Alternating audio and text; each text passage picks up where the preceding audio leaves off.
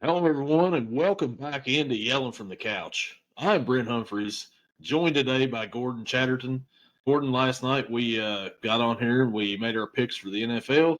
Today we'll touch on a little NFL, but it's mainly college football. And how you doing, man? You doing all right this morning? Oh, I'm doing fantastic.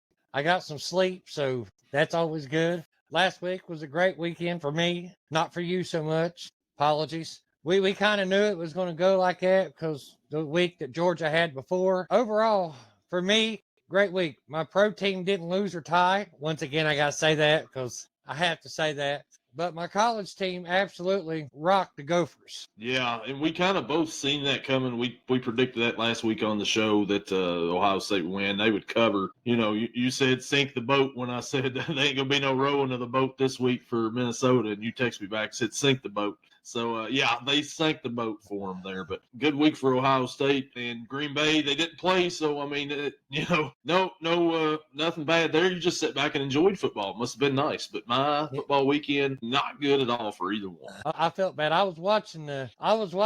Well, we were sitting there talking during the Kentucky game, and we both decided that at a certain point, we're done. It's time to watch something else. And the Bengals, I just felt horrible because I was working, of course, but I quit game casting after a while. I said, this is just terrible.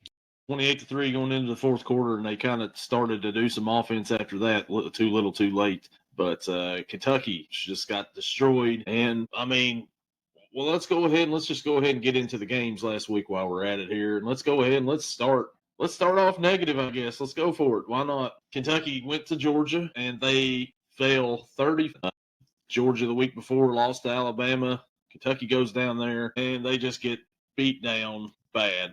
It wasn't even close at all. It was 14-0 before the end of the first quarter. Then Kentucky comes back in the second quarter and they get a touchdown pass from Cutter Boley to Josh Caddis. And that brought them within 7. You're like, okay, maybe something. And then Georgia comes right back down, scores a touchdown for the half, 20. And Kentucky's offense just couldn't get anything going at all. They fumble the ball on their opening possession in the third quarter.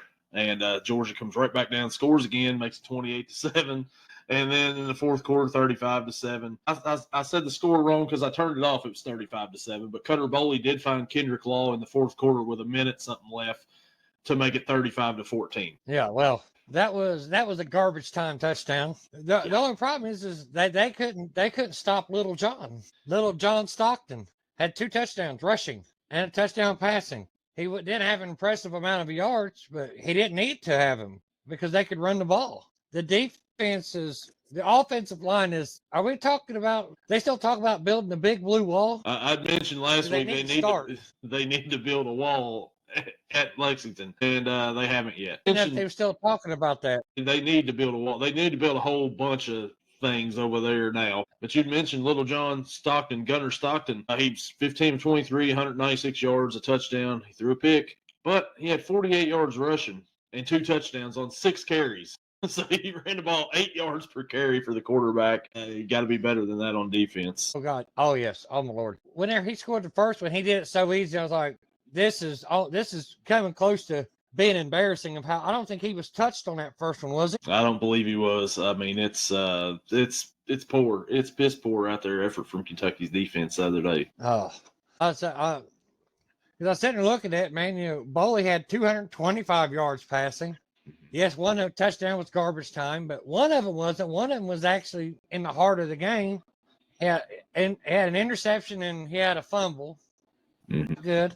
No. So. Well, and then, Kendrick Law had 6 catches for 64 yards and a touchdown. Like you said, garbage time touchdown right there. He was the first touchdown for a Kentucky wide receiver for the season. That's not a good stat at all.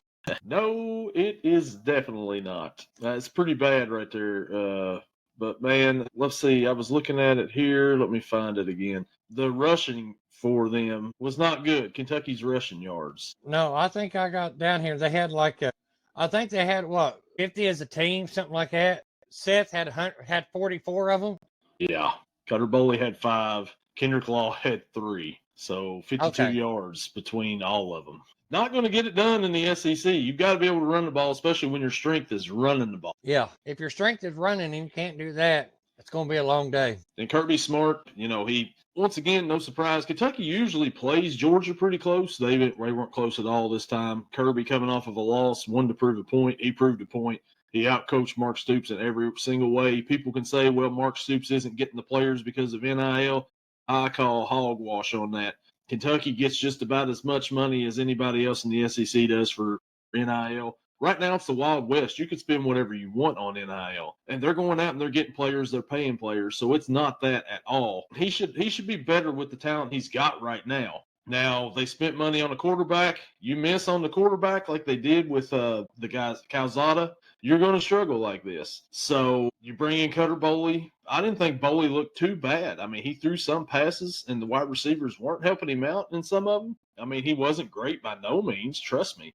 But he's not horrible, as some people like to say out here. Some people say he's not an SEC quarterback. He may not be. You got to give him time to develop a little bit, I believe.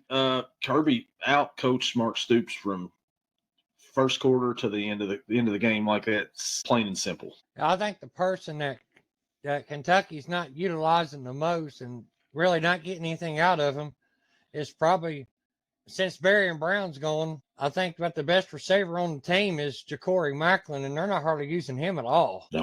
No, they didn't use Macklin at all last season until the end of the season, and he really stepped up, and he looked like, okay, this is going to be wide receiver number one. And you're right, man, they're not getting the ball to him at all. And what I watched that one game, not last week, but the week before, it didn't even look like they were trying last game they played.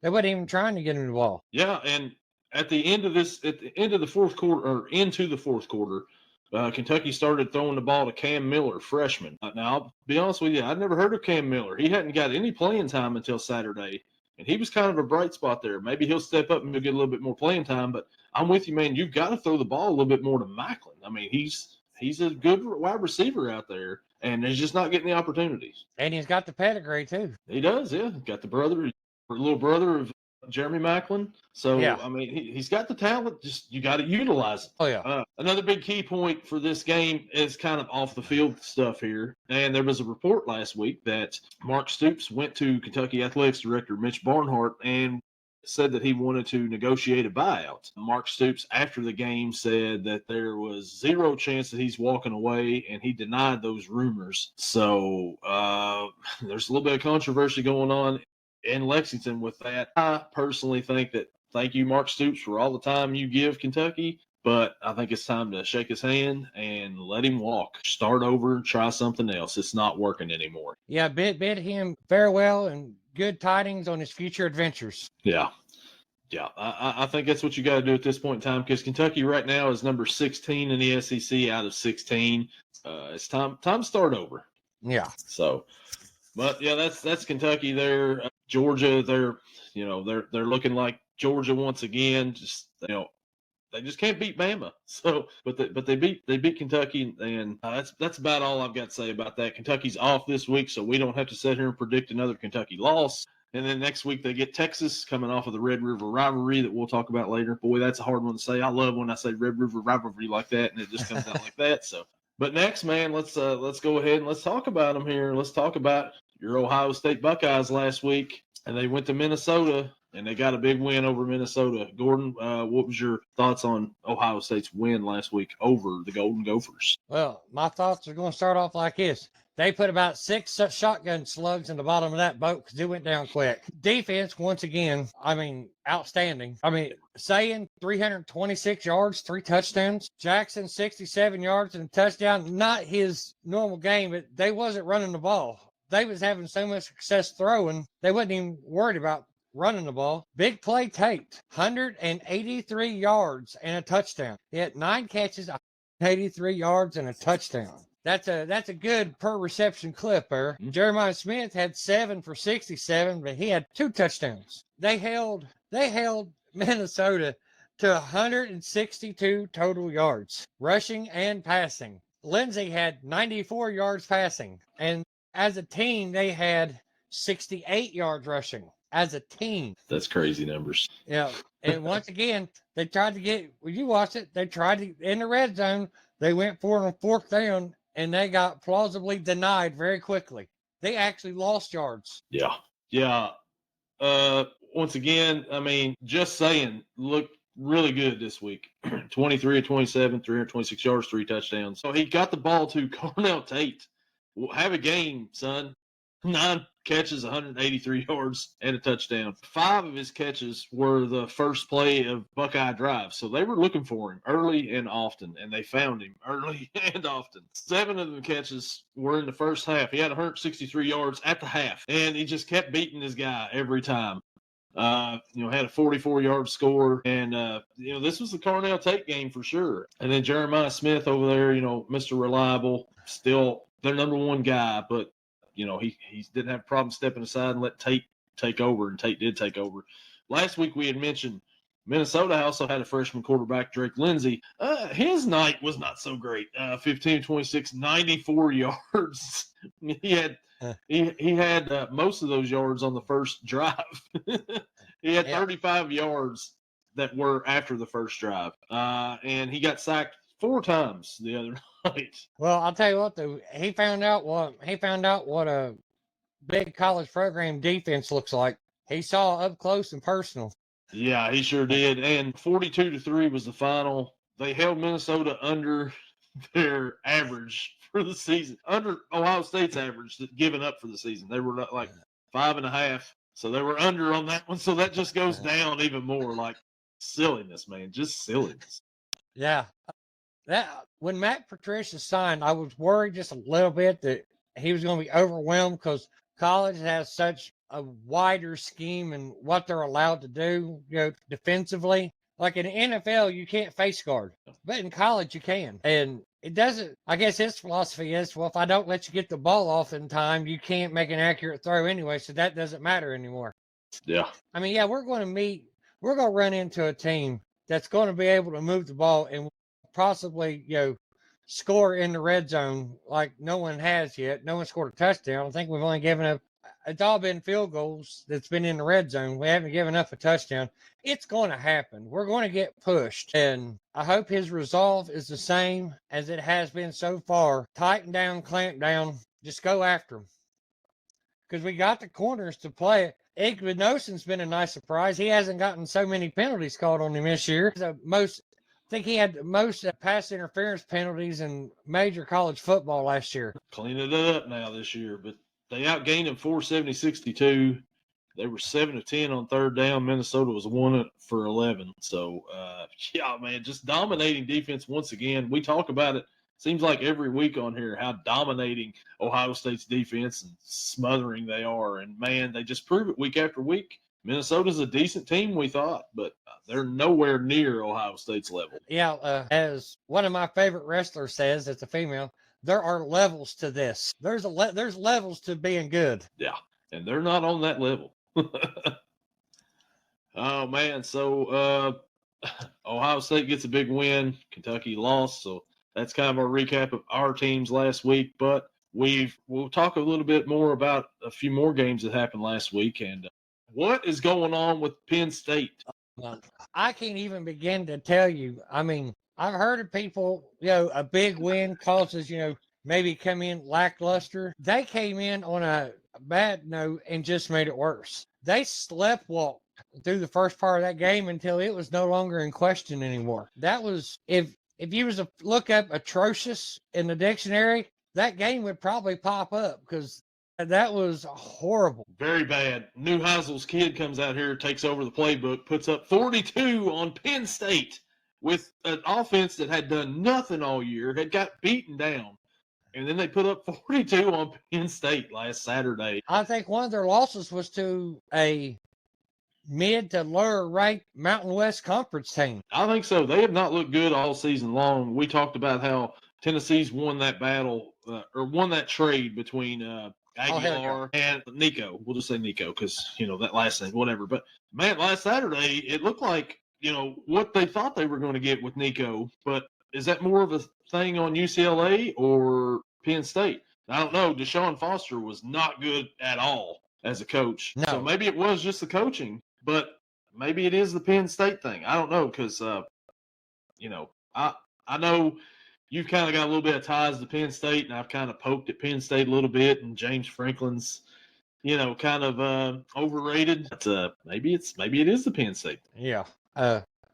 I can't disagree very much with that. Yeah, I'm just checking right now. UCLA, they play Michigan State Saturday, so we'll see if that changes anything for them at all. Their games, they lost to Northwestern. New Mexico beat them 35-10 at UCLA. Okay, that's not a bottom. They're actually kind of high on the Mountain West. So But UNLV. okay, that's more of a mid. That's the mid one. And then Utah beat them 43-10. So not much offense in any of those games until Penn State rolls into town, and they're like, you know what?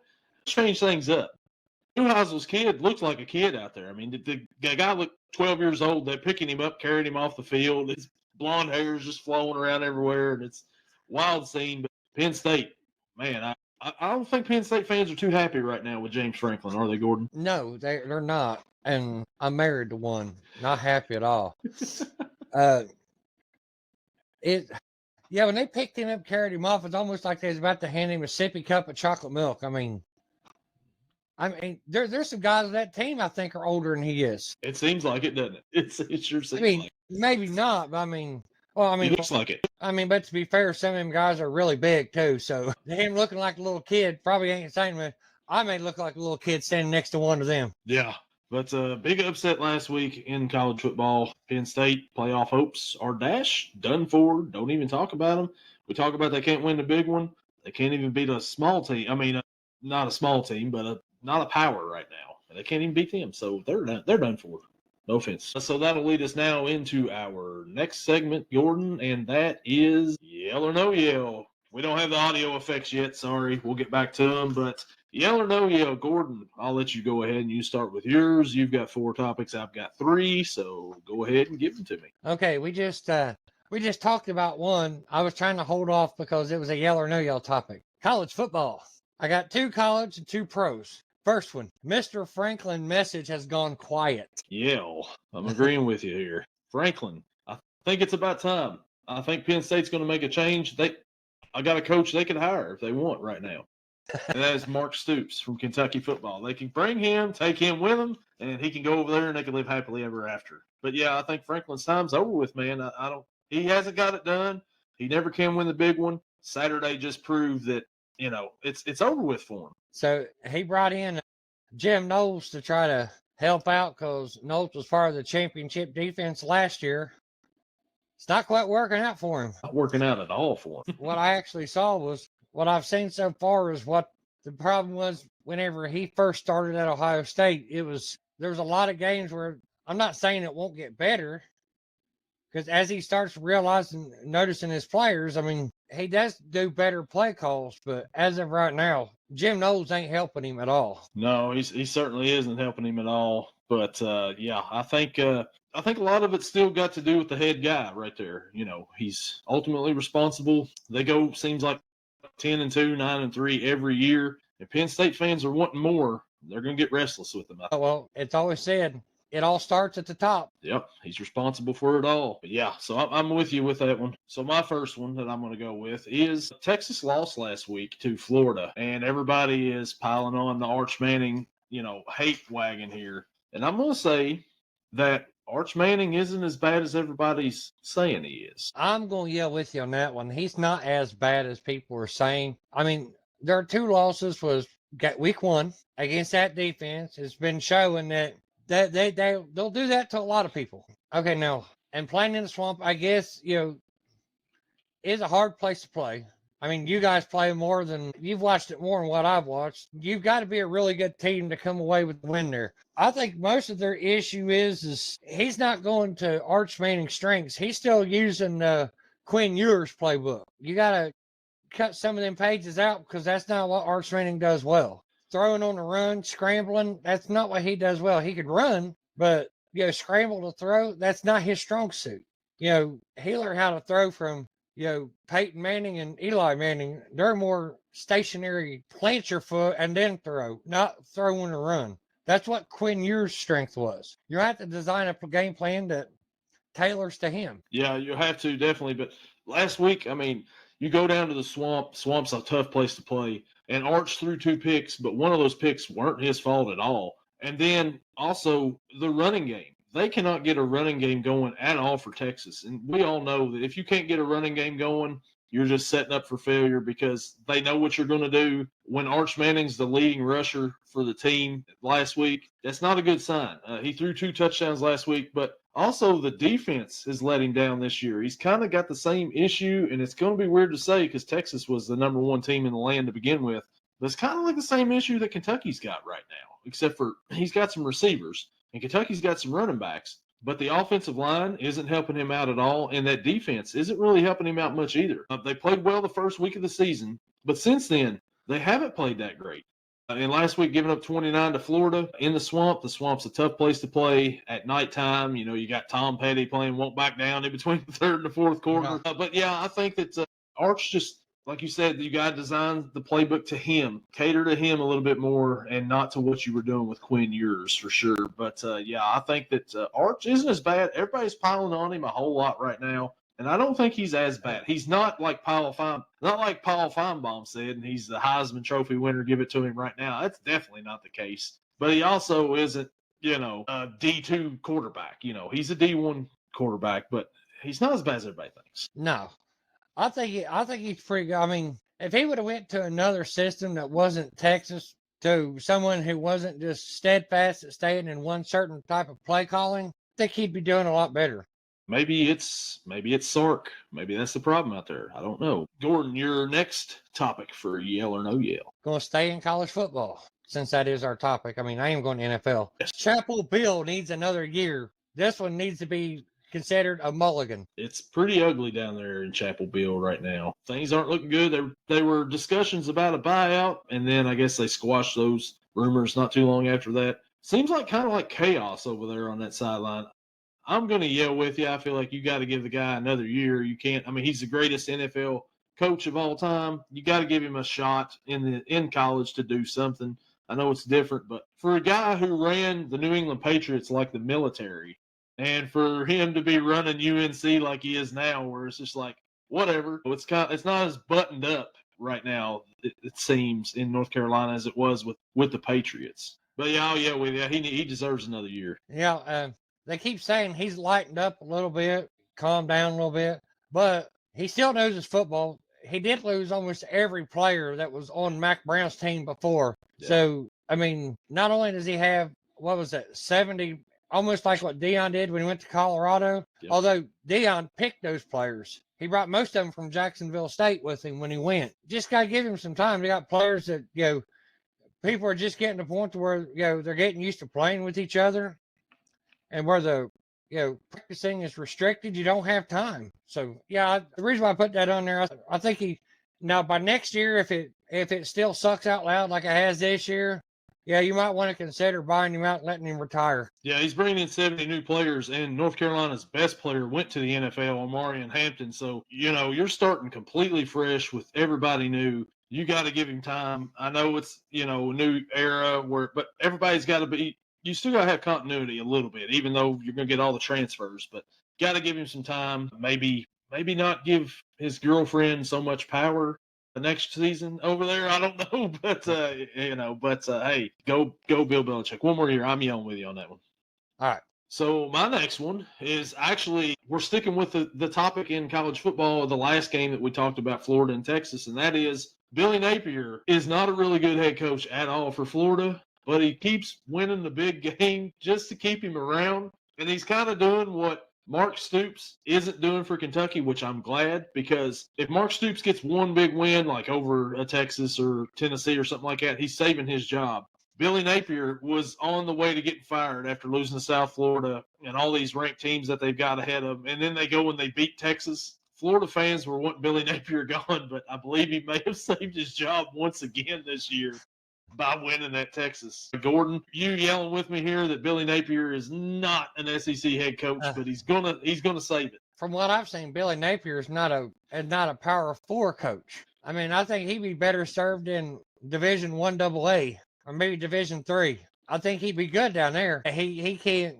He's already proven. I mean, I don't think he's done much of shit in college football as far as wins, except for winning seasons. He's been bad. Last year, he was on the brink of getting fired. and they come up to Kentucky and they just whoop Kentucky. I mean, beat them by 4 touchdowns, something like that. But he was on his way to getting fired. Then they kind of went on a little bit of a roll, made it into a bowl game last year, got like 7, 8 wins. And they thought, okay, well, Florida's like, we'll try it again. Then they go out and they lose to South Florida, which, all right, we're going to talk South Florida here after a while. South Florida's ranked. We get it and all that. But Florida shouldn't lose to South Florida at home. Or was that game at South Florida? I can't remember. Either way, if you're Florida, you shouldn't lose to an in-state school that's not Florida State or Miami, right? All right. I'm not crazy on that. And then you go out and you got this tough schedule. And right in the middle of it, you beat the team that was number 1 before the season started. I know they're not number 1 now, but number 1 Texas. And everybody's wanting Billy Napier gone. He wins that, and it's like, no, we're going to be stuck with this guy once more. And he's like, well, I don't want to go look for a job. I got to win a big one. Yeah. It makes you guys want to keep me around. And knowing him, they'll probably lose their next game and then come out and beat another top team and not win anymore and do just enough to keep his job once more. Like I said, that's the position that Mark Stoops would be in if he would win a game, but he's not. Mark Stoops isn't winning another game, so I'm glad he's not pulling a Billy Napier on us. I think UK fans should revolt if Mark Stoops does win a big game, unless he starts running the table. Yeah. If he goes, he beats Texas, he beats Tennessee, he beats Louisville, and Kentucky's bowl eligible. I'll be like, okay, we'll do it again next year, but I won't be thrilled about it. Oh man. So Gordon, your next yell or no yell topic. We're going to the NFL. Ravens are just a shell without Lamar Jackson. The Ravens are just a shell. I'm going to yell with you here. The Ravens are just a shell with Lamar Jackson.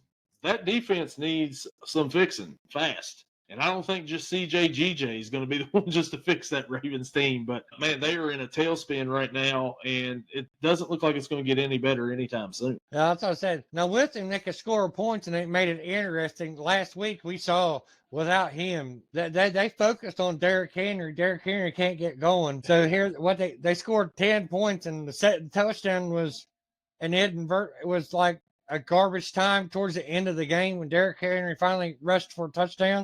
It was 44-3 until the last minute of the game. Bad. Yeah, it was. Yeah, that was suck out loud. And even when Lamar was in there, Derrick Henry hadn't got going this year at all. Justice Hill has made more plays in a few games than what Derrick Henry has. They haven't been able to run the ball. Lamar is your leading rusher, which is fine. I mean, it's Lamar. But you also got King Henry back there, and he hasn't got a lot of carries either. Like they're talking like maybe he's trying to do a load management. What's the point of load management if you don't make it to the playoffs to begin with? What are you saving that load for, right? You got to ride the horse while you got it. Oh, yeah. But, yeah, I'm with you there, Yale.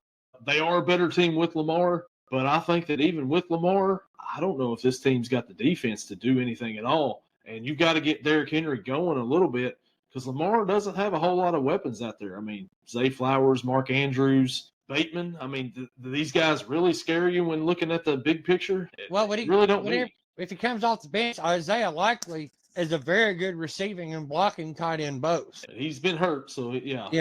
Once he comes back, it may be a different story for sure. But yeah, man, I'm with you on that. All right.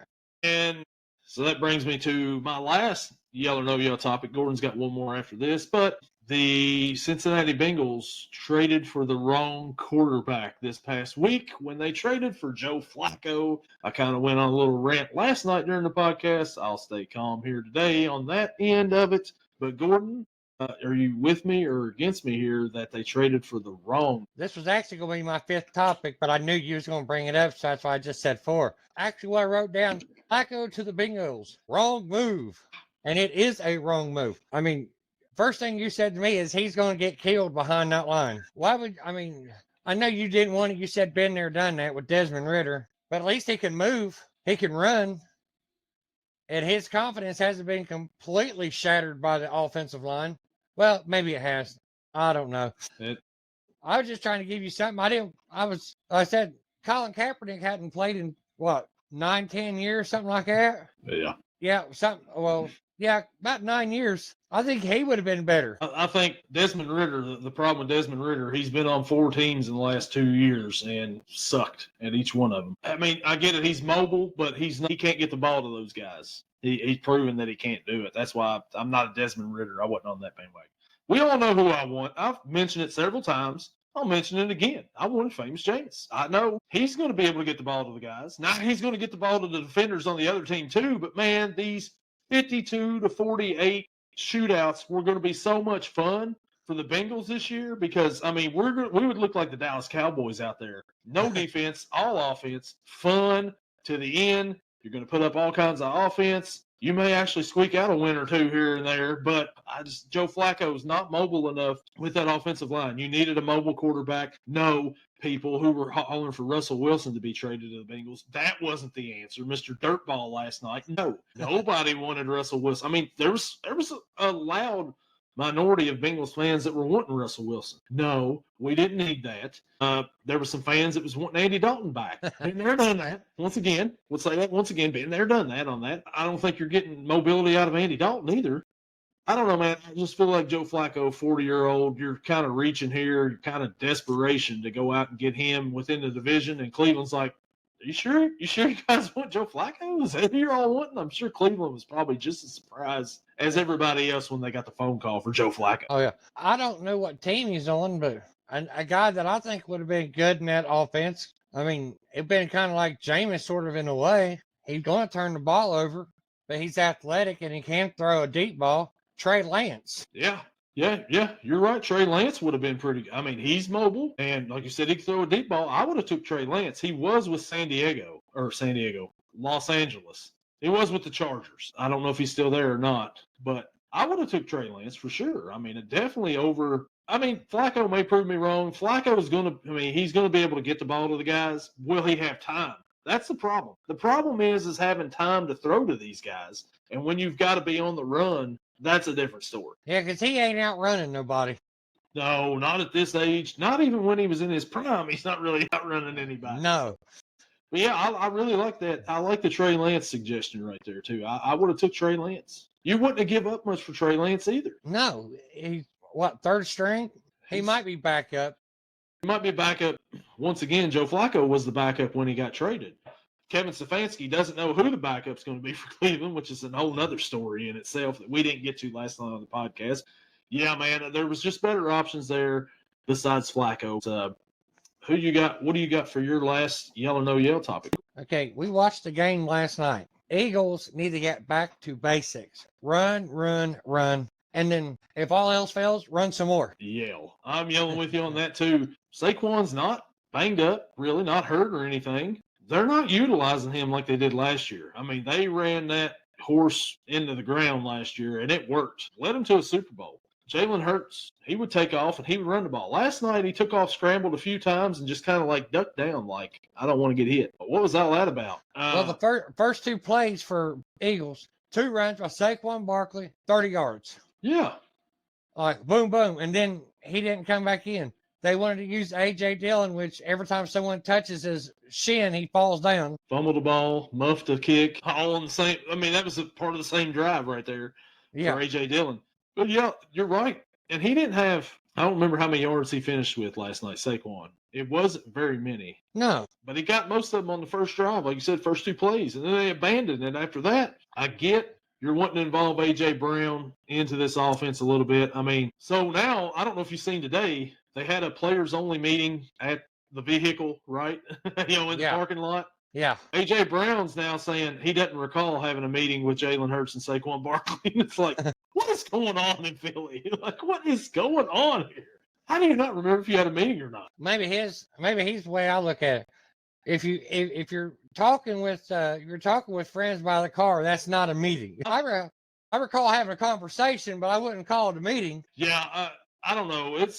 It's the same thing every year with A.J. Brown, Jalen Hurts. I don't think these guys like each other. I think they're tolerating each other here. But you may want to involve the rest of that offense and maybe your coordinators and stuff in on meetings next time because, like you said, get back to the basics and run the ball. Run it. You got Saquon. Let him go. Oh, yeah. I mean, why not? It's kind of like, it's kind of like if you've got 2 cars and, one of them is brand new and it's a sports car, and the other one is a piece of crap that you can't depend on getting down to the end of the street. and you get in your car and decide, well, I think I'm going to drive the piece of shit over there. Yeah, it's like you've got a, Porsche out here in the driveway, and you're like, no, you know what? I'm going to drive the Impala today once again. I'm just going to keep driving it. It may not get me to the stop sign at the top of the road there, but I'm going to ride it. If I have to, I'll push this car up the hill. And it's like, what is the point of that?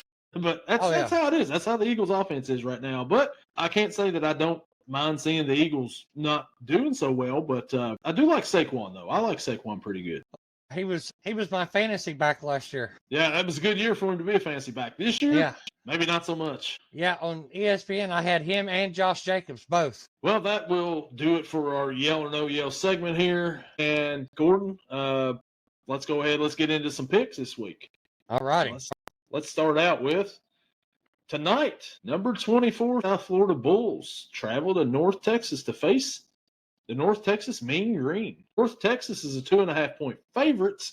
Gordon, this is a intriguing group of 4 matchup here, group of 5 matchup. Who do you like in this one? North Texas, I believe, is undefeated. Who do you like here? I've actually got this on a parlay.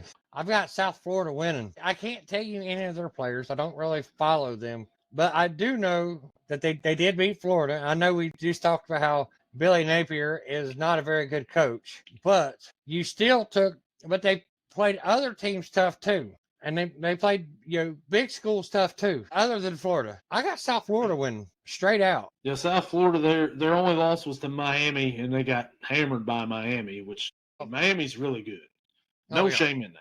They beat down Boise State to begin the year. They beat Florida. And then the over-under in this game's intriguing. 66.5 points for an over-under is a lot in college football. I like it. I think that I'm with you here. I think South Florida comes in as the road dog, Jesse James, and they get that win over North Texas here. Give me the ranked South Florida Bulls to win it.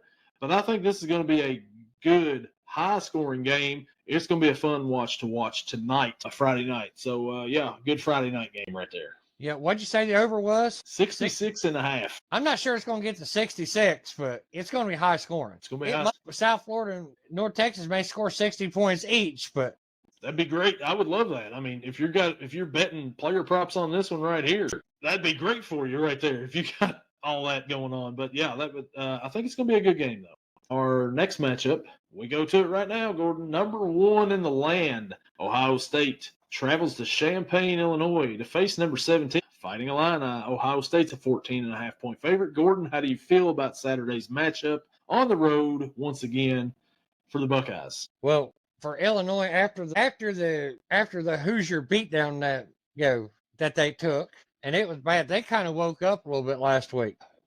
I got Ohio State winning. But something tells me they're not going to cover. It's going to stay within 14. This may be one time where they actually get tested for a little bit. I don't see them. Don't get me wrong. I hope I'm wrong. I hope it's more than 14 before the first quarter's over with. I just don't see it happening. Illinois got good corners. They'll be able to cover Tate one-on-one, and this might have to be a Brandon Ennis game, the third wide receiver, because I think they're going to bracket Smith. They got a corner that could cover Carnell Tate. It's going to have to be Brandon Ennis and Lamar Bo Jackson. Yeah, I'm disagreeing with you on this right here. I think that Ohio State wins this one, and they win it comfortably. Illinois, they couldn't put up much against Indiana's defense. What are they going to do against Ohio State's defense? The over-under is 50.5 in this one. Take the under.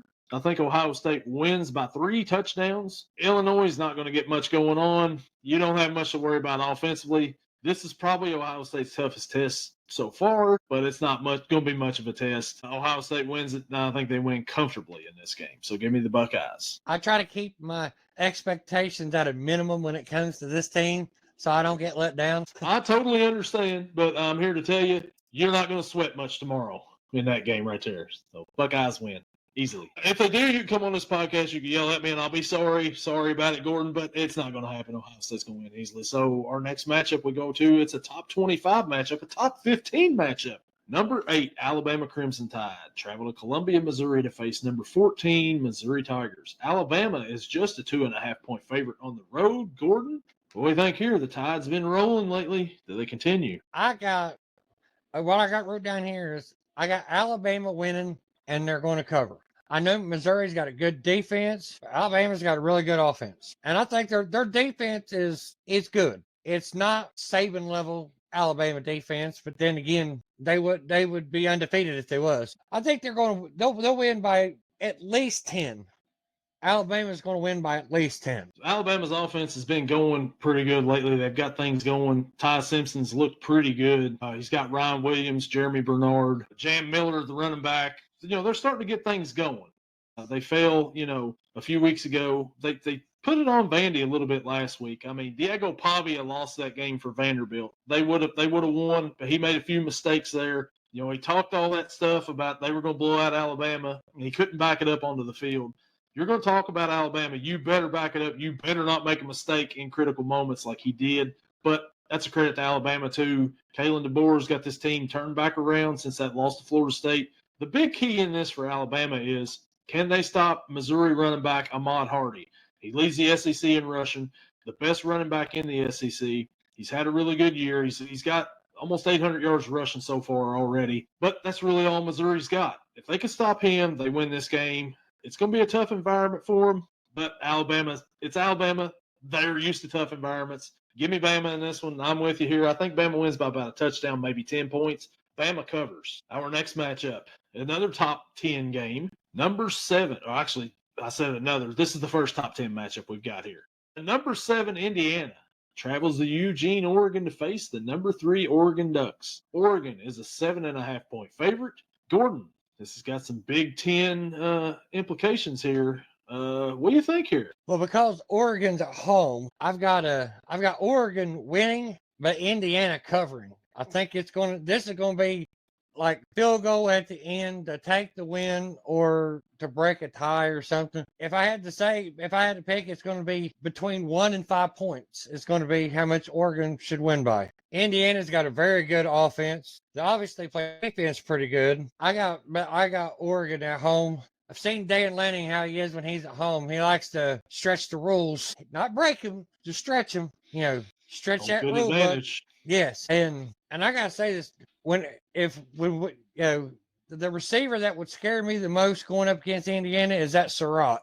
He is a freaking freak. Watched a couple of plays on the highlights there, and some of the catches, it's almost Smith-esque. One hand behind his back and stuff, pulling his arm way back, coming back. So yeah, but give me Oregon to win, but barely. So Indiana had a big win a couple of weeks ago. Indiana has a NFL prospect at quarterback. Francisco Mendoza has been a pretty good quarterback for Indiana so far this year. But like you said, he's got some receivers that help him out. Surratt has looked great. And then you've got Cooper, the other wide receiver for Indiana. Both those guys have over 400 yards so far this season. Oregon, on the other hand, they've got Moore. Dante Moore is a quarterback. He started at UCLA, and he's found his way up to Oregon. And then they got another Moore. I don't think they're related as a wide receiver. Maybe they are. I don't know. But he's been their best wide receiver. This is at home. This should be a good game right here. But I think Oregon wins, and I think that Indiana covers. I'm with you here. We'll really get a feel of how Indiana is on the road against a top 3 team. Can they pull off the upset? Yeah, they can pull off the upset. I think Indiana's got a really good coach. I think he's probably not going to be at Indiana too much longer. I don't think. I mean, maybe he will be, but some big team's going to be coming calling for him. But I like Oregon in this one, though. But I think Indiana covers. I'm with you, Gordon. Yeah, not to change the subject or nothing, but that'd be a good place for a Dante Moore commercial in Oregon. Have Dante Moore open up a can of Dante Moore. Yeah, and whatever the other Moore is, it's a wide receiver. There's all kinds of Moores over there. I don't think they're related. It's Dante Moore, and we'll bring it up here real quick. It's another D Moore. This is intriguing. Decorian Moore. So, yeah, he's a freshman. Yeah. And now, at this time, I would like to see where I'm going here with this. The next matchup, number 10, Georgia, travels to Auburn, Alabama to face the Auburn Tigers. They get me confused. It's the Auburn Tigers, but I want to say War Eagle. They're facing the Fighting War Eagles. Georgia's a 3.5-point favorite on the road at Auburn in this rivalry matchup. Who do you like? Since Georgia was my preseason SEC champions, I guess I'm going to have to stay with them because if they lose another one, that's pretty much gone. I got Georgia. And not only just because of that, but by all rights, Georgia is the better team. Yeah, I'm going with that too. Auburn has lost 2 games this year, and one was to Oklahoma, who was ranked, and the other was to Texas A&M, who's ranked. They played Texas A&M pretty close defensive matchup. I think they'll be able to hang with Georgia for a little bit, but I think overall Georgia's the better team. This is a rivalry game, so you never really know what's going to happen here. These two are some of the oldest rivals in the SEC. Of course, it's not Auburn, Alabama, but I mean these two teams hate each other as well. I like John Stockton's boy to come out and get it done. He's going to rush and pass on this defense a little bit. Give me Georgia to win this one, and I think Georgia ultimately covers, but it's going to be close for a while. That's what I got. I got Georgia covering. It won't be by much, but if I had to guess, I'd say we'll just put a number on it. 7 sounds pretty good there. So before we get into our next pick, I'd like to take a moment to say this episode of Yelling from the Couch is brought to you by W Energy. If you're tired and feel like a preseason backup halfway through your day, it's time to get in the game with W, the clean energy drink made for gamers, athletes, and sports junkies like us. No sugar, no crash, no jitters, just pure focus, energy to get you through those late night film sessions, long editing days, or Sunday afternoon meltdowns when your team blows a 14-point lead, or Saturday afternoon meltdown. They've got flavors like Galaxy Grenade, Push and Punch, and Beach and Peach. And they also hit harder than a linebacker on 4th and goal. Go to w.gg and use promo code YELLING, that's YELLING, to get 10% off your order today. W Energy. Be better, be W. We go out west. Number 18, BYU, travels to Arizona to face Arizona Wildcats. Arizona's 4-1 this season. BYU's 5-0. BYU's a 2.5-point favorite. Gordon, what do we think out here for this Mountain West matchup? Or no, Big 12, sorry, Mountain West. Well, BYU they was independent for a while. They're in the Big 12 now. I was not. Yeah. I just noticed that this year. I wasn't paying attention. Yeah, they're there in Arizona is too. I got Zona winning. Underdog. They're at home.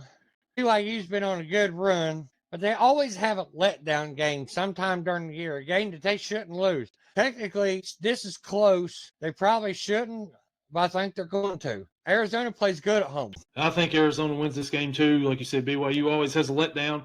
Yes, my background is really blue, but this is Kentucky blue. It could be confused with BYU. You really can't see the Kentucky logo unless I come in, so it's not BYU, guys. So I'm not picking BYU in this one. I'm picking a Wildcats team, actually. So give me the Arizona Wildcats.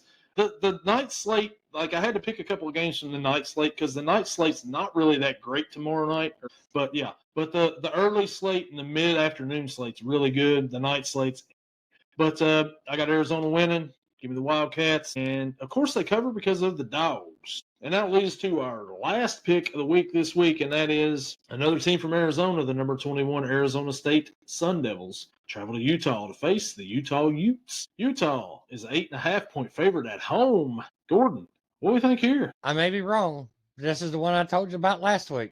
I don't pick against Arizona State if I'm asked. I got Arizona State winning. Every time I do, if I pick the game and I don't pick them, they embarrass the crap out of me. I mean, they win by a bunch. Yes, they won last week too, but yeah, I like Arizona State. They play a good solid brand of football, and Utah taught me a while back that their defense ain't quite what it used to be. Because I picked them to win because of their defense, and they actually got blown out. Texas Tech. Yes. Yeah. So I'm taking Zona State to beat Utah, the Utes. I don't know why Utah is a 8.5-point favorite. I know Arizona State lost to Mississippi State, which Mississippi State is better than they were in years past. They might not be as good, I mean, they might not be great or anything, but they're better than they were in years past. They're much improved. But Arizona State, there's a big difference between Arizona State this year and last year, and that is they're missing the running back that's playing in New York right now. Right. Cam Scatterboot. So that hurts them a little bit. That may be why they got blown or why they got beat at Mississippi State. I think if you got a running back like that, you're probably winning that game. Utah, on the other hand, they got blown out at home to Texas Tech. Texas Tech's good. I don't think Texas Tech's great or anything, but this should be a really good game in the Big 12, another Big 12 matchup that you don't think of when you think of these two teams right here. But I think Arizona State wins this game too. Big underdog win for Arizona State. Sam Leavitt, not been that great passing this year, but I think he has a pretty good one. Him and Tyson. Tyson, the receiver for Arizona State, I think is going to have a pretty big game. Give me the Road Dogs once again. And Gordon, I believe we picked the same on every pick this week. We Never deviated. good. I don't think we deviated at all. I have but that's not the biggest upset I picked this week. I wrote down all the top 25 games because I didn't know which ones you was going to go with. Yeah, what you got? The biggest upset, Tennessee travels to Arkansas to play the Razorbacks. Tennessee's, okay, when I checked it, it was 12.5. It may be different now. 11.5 now. 11.5. I got Arkansas winning. They got rid of their coach. Now Bobby Petrino's their head coach. Mr. Offense, the guy that made Lamar Jackson who he is. I got Arkansas pulling off an upset to Tennessee. Man, that would be big. I would like to see that. That would be great. I don't know. Man, I think Tennessee will win it. But Bobby Petrino, like you said, offense. He's been the offensive coordinator there, but now he's got his full paws on this whole team. The over-under for that game is 67.5. They're expecting points. So you know Tennessee's putting them up. If Taylor Green can get anything going, that'll be a good game right there. Oh, yeah. I think Bobby Petrino is a better coach than Sam Pittman was. I like the pick, but I just can't go with that on that one. I'm picking Tennessee to win, but I would love to see that upset. That would be awesome. That's one of those middle of the afternoon games that sit down and watch it. You're going to check out a whole lot of offensive firepower right there. That'll be a fun game to watch. Oh, yeah. So that's what I said. No, I said Tennessee's going to score. It's not going to be a blowout, but they don't have to blow them out. They could just have to win by one because they're the underdogs. Yeah, that's it. But that'll do it here for us on these picks. Gordon, you got anything else you want to add on the end of this episode here before we tie it up? No, that's you didn't pick that game, so I just had to bring my underdog pick of the week in college football. Anytime you're picking against Tennessee, I'm for it. You bring it up anytime. Well, that'll do it for us here. Like this video, subscribe to us. Thanks for everybody who's subscribing. Check us out. If you can't watch us here on YouTube, check us on Spotify, Apple, iHeart, Amazon, anywhere you get your podcasts. And we will see you all next week. Later.